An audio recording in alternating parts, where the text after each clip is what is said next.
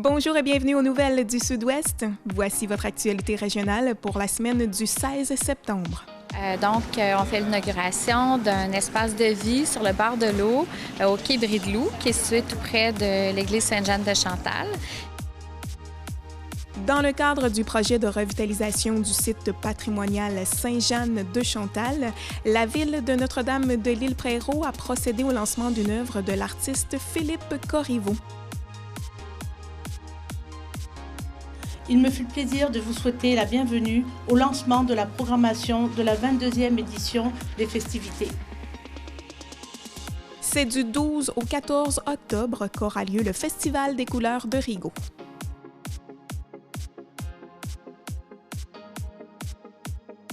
Aujourd'hui, ça nous fait plaisir de vous présenter en fait la deuxième édition du Festival Mosa qui va avoir lieu en grande partie, en fait qui a déjà débuté, ça va se poursuivre jusqu'au 29 septembre.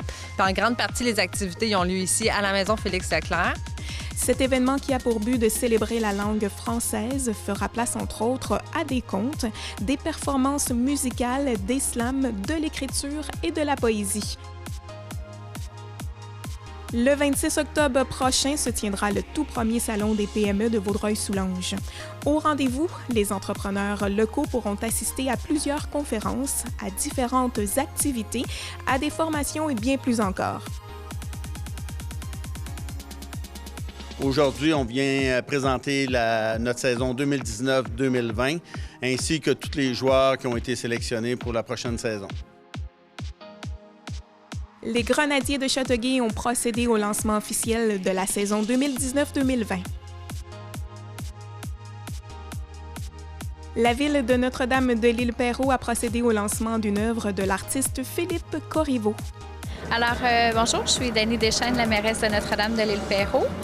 Aujourd'hui, en fait, on inaugure la première phase d'un projet de revitalisation du noyau villageois. On fait l'inauguration d'un espace de vie sur le bord de l'eau au quai Brie-de-Loup, qui est situé tout près de l'église Sainte-Jeanne de Chantal. Et dans le fond, on a utilisé du bois centenaire d'une jetée, qui est la jetée Anne Hébert, qui est située pas très loin d'ici, pour faire un projet qui s'appelle Les Vivres, qui est un projet qui a été conçu par un artiste d'ici pour revitaliser donc le quai. Bien, en fait, il y a une historienne sur l'île qui avait des textes qui parlaient de la jetée, le quai de la jetée Anne Hébert, puis le quai Brie-de-Loup. Puis dans ses écrits, elle mentionnait que autrefois, les quais étaient beaucoup utilisés comme voie de communication avec les autres rives. Parce qu'à l'époque, Notre-Dame de l'Île-Prérault était une île. Et puis, la seule voie de communication, c'était par bateau. Donc, les quais étaient un peu comme les autoroutes de l'époque. Et puis, ce qui m'avait frappé, puis un peu inspiré, il parlait d'hangars où on entreposait tous les produits qui étaient faits sur l'île, qui étaient transportés par cajot sur des bateaux vers d'autres rives. Donc, c'est un peu l'élément, le point de départ du concept où j'imaginais un peu des cajots transportant les vivres de l'île, prêts à embarquer sur des bateaux puis venir alimenter l'ensemble de la région, mais au-delà des berges. Donc, pour moi, c'était l'idée d'un cajot de fruits qu'on renverse. Je voulais créer une œuvre qui est un peu aussi utilitaire dans le sens fonctionnel. Il y a plein de projets d'aménagement urbain qui sont intéressants, où on peut marier un petit peu l'idée que les citoyens puissent utiliser l'œuvre d'une certaine façon, puis venir s'asseoir, en plus que ça pique leur curiosité sur l'histoire de l'île, puis sur un petit peu ce qui était le quai à l'époque, puis créer une nouvelle représentation de ce que c'est maintenant, puis de faire référence avec une métaphore visuelle du passé. Je trouvais ça intéressant de réinterpréter l'idée de cajot de fruits, d'alimentation, mais comme sculpture, en fin de compte. Cette proposition-là nous a beaucoup parlé parce qu'il y a un lien direct avec l'histoire de Notre-Dame de l'Île-Perrot, l'utilisation de ce bois centenaire-là, les cachots, l'utilisation de la voie maritime. Alors donc, pour le comité, ça a été vraiment le projet le plus influent sur la compréhension historique du projet. Mon premier défi, c'était de faire référence au bois ancestral, les vestiges du bois. J'ai travaillé avec un ébéniste restaurateur. J'ai travaillé aussi avec quelqu'un au niveau du métal. Je pense que l'idée de créer une œuvre qui est pérenne, c'est de travailler aussi avec des spécialistes aussi au niveau des matériaux pour s'assurer que, dans le fond, l'œuvre a les bonnes dimensions pour s'asseoir, a les qualités esthétiques, mais qui en même temps fonctionnelles. Fait qu'il y a un équilibre entre, je te dirais, beaucoup le choix des matériaux, la durabilité des matériaux, puis aussi l'idée d'occuper l'espace, mais que ça ne soit pas comme une œuvre qui est plantée au milieu, qu'on fait le tour.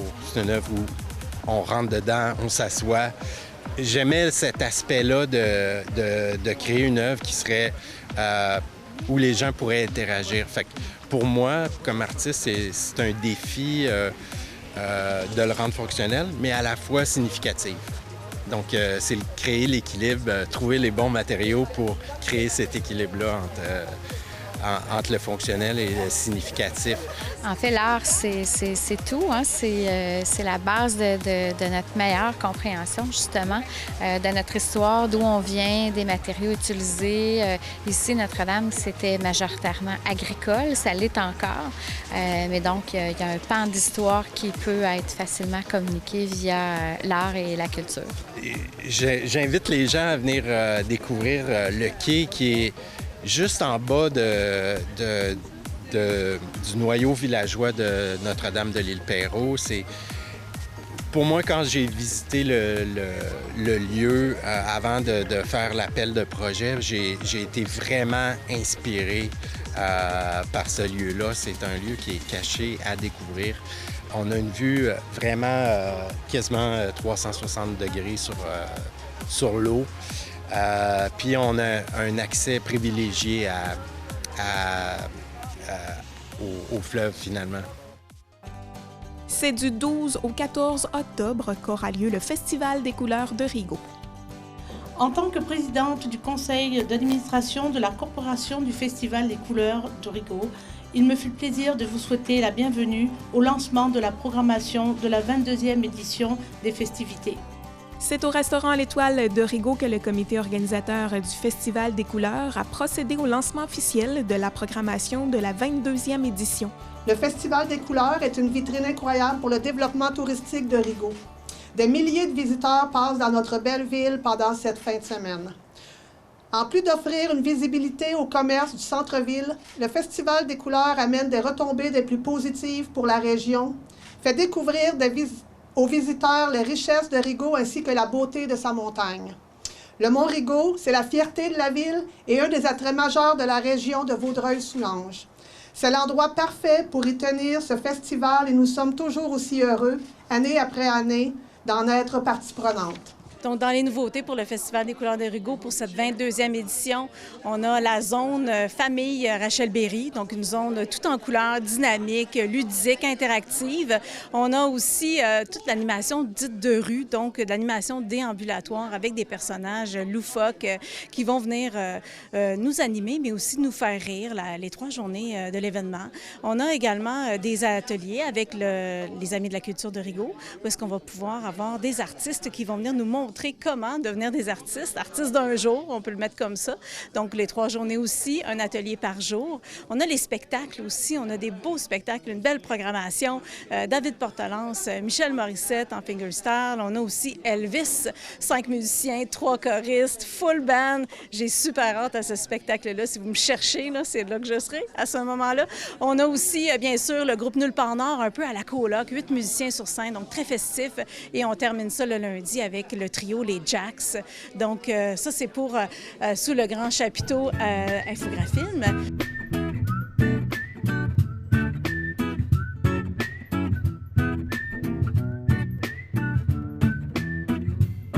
Encore une autre journée monotone. J'ai besoin d'un peu de printemps dans mon automne. Blanc comme un drap, j'ai l'air d'un zombie. Manque de soleil, trop longtemps que j'attends l'éclaircie. On vit dans un monde de fous. Rendez-vous avec les problèmes sans dessus-dessous. Pas un sou dans le compte de banque. Ouais, je vais finir par mettre la guitare à vendre. J'ai envie de relaxer, de me détendre, de sortir de chez moi, faire ce qui me chante. Donc, premièrement, l'accès au site, donc le stationnement sera gratuit, comme c'est toujours le cas entre le 1er octobre et le 1er mai. Puis, Montrigo, comme à chaque année, mettra en fonction sa remontée mécanique pour les 3 jours, donc samedi, dimanche et lundi, de 10h à 17h. Pour accéder à la remontée mécanique, les clients vont devoir se procurer un billet d'accès, donc au coût de 7 $ pour un adulte, au coût de 5 $ pour les juniors, donc c'est-à-dire 6 à 17 ans. Puis, l'accès pour les 5 ans et moins sera gratuit. Ce qui est important à noter avec la remontée mécanique, c'est qu'elle est seulement conçue pour monter, donc en aucun temps, quelqu'un peut redescendre à bord de la remontée mécanique. Il faut donc redescendre à pied. Par contre, on va mettre en place un service de navette, donc de tracteur avec remorque, pour redescendre les gens qui ne voudront pas ou ne pourront pas redescendre à pied. Donc, bien sûr, ça va être priorisé aux personnes à mobilité réduite. Il va y avoir aussi un magicien sur place, dont la journée de présence reste à confirmer selon la météo, mais ce sera de 13h à 16h, soit dimanche ou lundi. Donc, Michel Huot, magicien. On va avoir de la randonnée à cheval aussi et des tours d'hélicoptère. Donc, randonnée à cheval au coût de 10 $ par personne, assurée par la ferme de l'Amitié. Puis, les tours d'hélicoptère, le prix reste à confirmer. Il va y avoir différents kiosques aussi sur le site, tous en lien avec le plein air et les activités auxquelles Montrigo touche. Donc, entre autres, il va y avoir cyclopole de Pointe-Claire, donc le vélo de montagne, démonstration de vélo de montagne, puisque nos sentiers de vélo vont aussi être ouverts cette journée-là selon les heures régulières, donc de 9h à 19h. Tout comme au sommet, au pied de la montagne, il va aussi avoir un barbecue, mais en plus de ça, il va y avoir des food trucks, donc différents food trucks, queue de castor, crème glacée, café, soupe, limonade et différentes friandises, donc barbapapa, tout ça. Pour ceux qui voudront peut-être assister au Festival des couleurs à partir de l'intérieur, plus au chaud, si jamais c'est frisquet ou quoi que ce soit, on ouvre les portes du bistrot. Donc, bistrot avec service de bar, donc grand mur vitré avec vue sur la montagne, même si on est à l'intérieur. Il va y avoir de la soupe et du café aussi qui vont être servis au bistrot. Donc, bien sûr, au Parc Chartier-Lobinière, qui est un site principal, où est-ce qu'on a des navettes aussi qui nous amènent d'un site à l'autre, que ce soit Arbrasca ou bien Montrigo. Mais au Parc Chartier-Lobinière, il ne faut pas oublier le marché des saveurs et aussi l'espace artisan, où est-ce qu'on peut faire plein de belles découvertes. C'est le temps d'en profiter pour acheter peut-être ces petits cadeaux de Noël. Au niveau de l'éco-responsabilité, pour nous, au Festival des couleurs, c'est très important. On en fait des actions concrètes à chaque année. On fait des petits pas. On ne peut pas tout régler en une année, mais donc les verres éco-responsables, cette année qu'on a en partenariat avec Desjardins Vaudreuil-Soulanges, on va les offrir aux gens de différentes tailles, 10 onces, 20 onces, selon ce qu'ils vont boire, du vin du Bourg-des-Cèdres ou de la bière du Castor ou de l'eau, c'est comme ils veulent. On a aussi, on ne fait pas d'imprimés, de brochures, de papier, on ne fait pas de distribution comme ça. On essaie que nos choses n'aient pas de date pour qu'on puisse les réutiliser d'une année à l'autre. On a aussi des postes d'accueil, donc des maisonnettes d'accueil en développement durable qu'on va pouvoir conserver 10, 15 ans peut-être, qui vont pouvoir aussi bouger, circuler sur le territoire pour ceux qui ont envie de les utiliser. Ça, c'est grâce à notre partenaire Luc Noël, le courtier immobilier. Donc, on a beaucoup d'actions comme ça, où est-ce qu'on sait qu'on fait des actions concrètes maintenant, mais on veut que ça dure, donc on s'assure que tout fonctionne bien tout de suite en partant. Donc, le dimanche 13 octobre, on va avoir des chanceux, des gagnants qui vont pouvoir vivre un moment tout à fait féerique dans un concept de 5 à 7 avec des décors autour dans les sentiers de l'Escapade. Donc, à l'extérieur, ils vont pouvoir aussi, sur la table, goûter toutes sortes de produits du terroir qu'on trouve dans le marché des saveurs. Donc, ça va être vraiment là, une super belle petite soirée, disons-le, sous les étoiles et surtout parmi les feuilles et la nature. Et ça, ça, bien, tout ça grâce à tout le monde qui s'implique parce qu'on est des gens de passion. Hein. Les gens de l'événement, il faut que tu vives ça avec passion parce que c'est pas le temps que tu y mets qui compte, c'est bien le résultat. Et c'est surtout, une fois que tout est en place, c'est quand tu circules sur le site et que tu regardes les gens s'exclamer et en profiter, les sourire et qui te disent, bien, hey, merci de me faire vivre ça. Bien, c'est là qu'on va chercher l'énergie pour recommencer pour l'année suivante. Les 28 et 29 septembre prochains aura lieu l'événement MOSA, la fête des mots, à la Maison Félix-Leclerc de Vaudreuil. Bien, mon nom, c'est Chloé Marcil. Je suis chef de division culture et vie communautaire à la ville de Vaudreuil-Dorion pour le service des loisirs et de la culture. Donc, aujourd'hui, ça nous fait plaisir de vous présenter, en fait, là, la deuxième édition du Festival MOSA qui va avoir lieu en grande partie, en fait, qui a déjà débuté. Ça va se poursuivre jusqu'au 29 septembre. Puis, en grande partie, les activités ont lieu ici à la Maison Félix-Leclerc. Et en plus, on a vraiment l'honneur d'avoir un artiste en résidence tout le mois, qui est Dom Lebeau, donc qui va vraiment s'inspirer du lieu, de l'histoire de Félix, pour jouer avec les gens de façon interactive avec les mots, pour composer, pour créer une œuvre musicale qui va être dévoilée à la fin du mois. En fait, moi, j'invite les gens à consulter notre dépliant du festival où, à l'intérieur, il y a l'ensemble de la programmation qui peuvent, en fait, voir. Consulter nos pages Facebook aussi, la Messe à Félix. Et puis, il ne faut surtout pas manquer la soirée rencontre avec Steve Veilleux du groupe Caïn. Place limitée, c'est vendredi le 27 septembre à 19h30. Fait que ça, c'est un must dans notre week-end. En fait, le Festival MOSA, c'est vraiment de célébrer les mots sur toutes ses formes. C'est que on est là pour présenter, pour rendre accessible ce genre d'art-là aux gens. Donc, on va travailler autant avec le conte, avec le slam, avec la composition, avec vraiment la littérature. Donc, c'est vraiment pour célébrer les mots.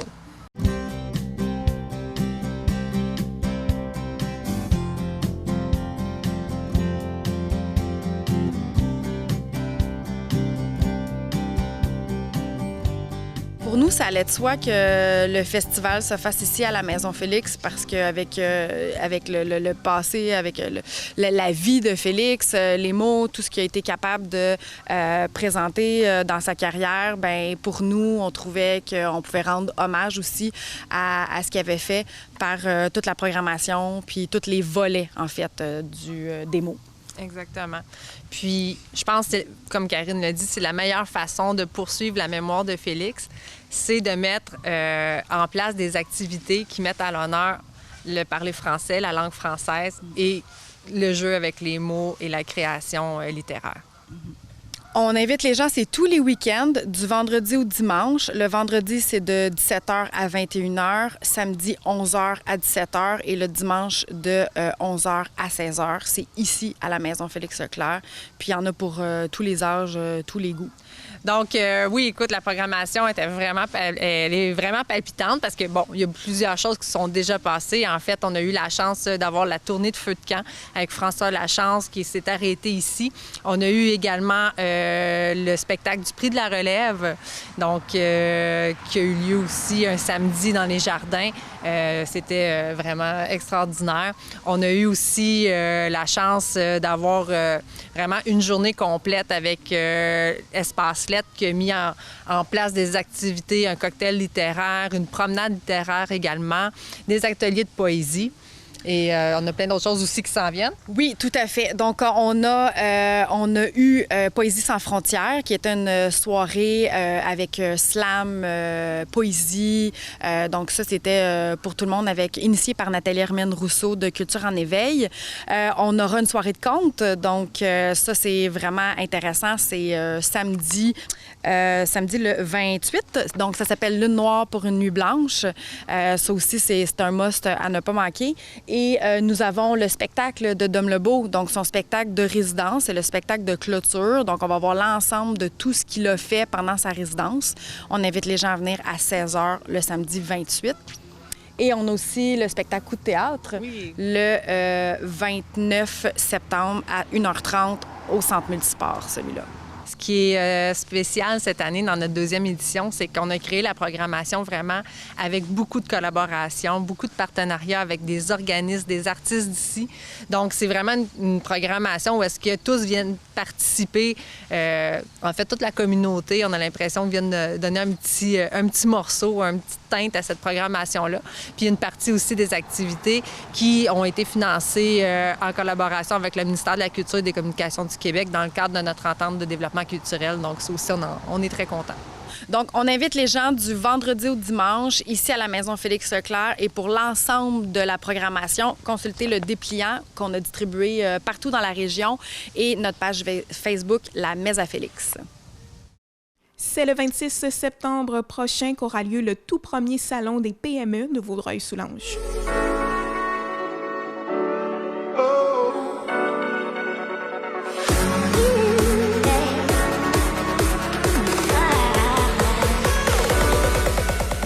Le 26 septembre prochain aura lieu la première édition du Salon Expérience PME, une nouveauté. Monsieur Salon lui-même à mes côtés.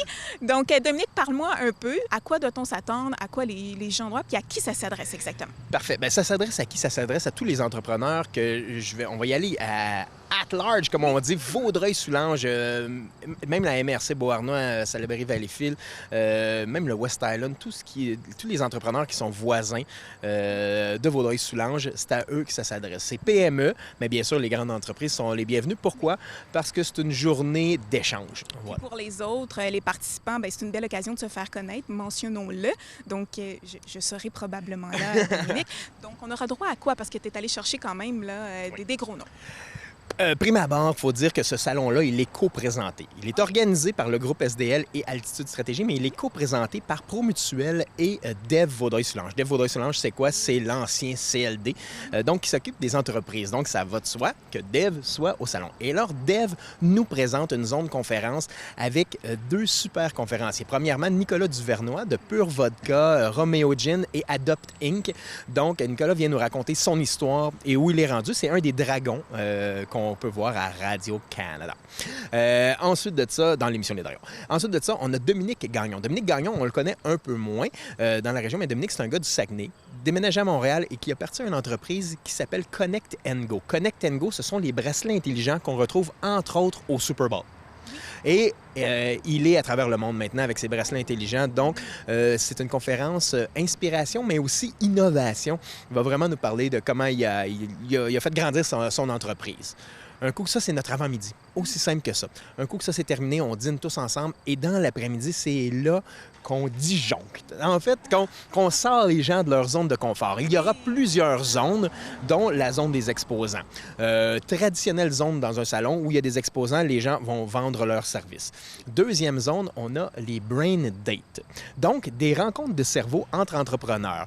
Mais au lieu de faire ça, et là, c'est une primeur. Au lieu de faire ça debout comme ça ou sur une chaise assis dans un sofa, on va faire ça dans des lieux où, avec des trucs inusités. Exemple, sur des tables de massage en train de se faire masser, sur des vélos stationnaires, sur des ballons d'exercice.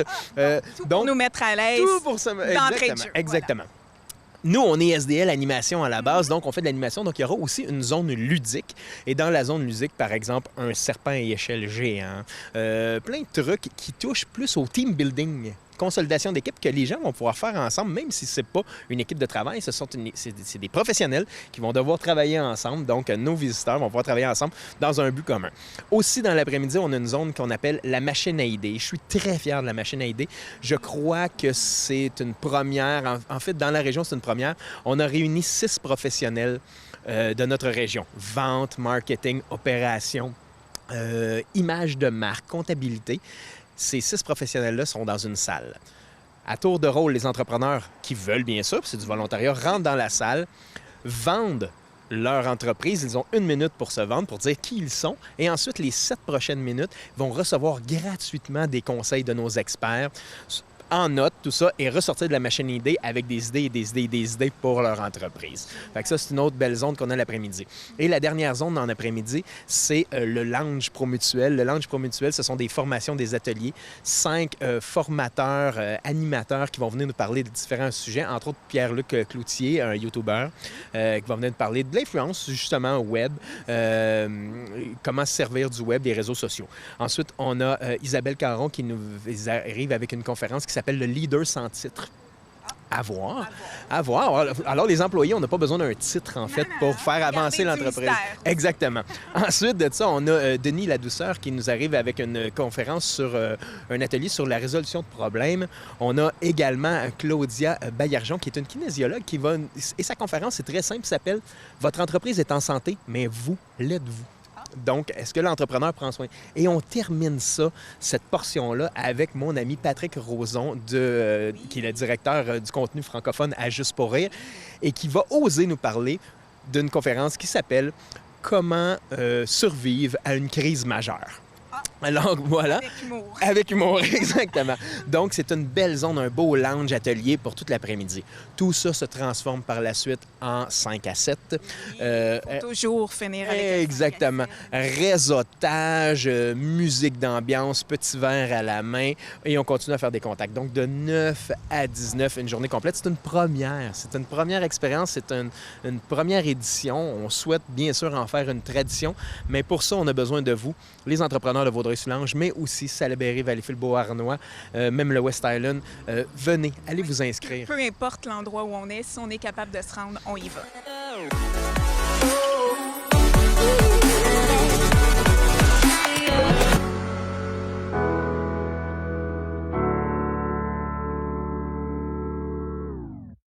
Les Grenadiers de Châteauguay ont procédé au lancement officiel de la saison 2019-2020.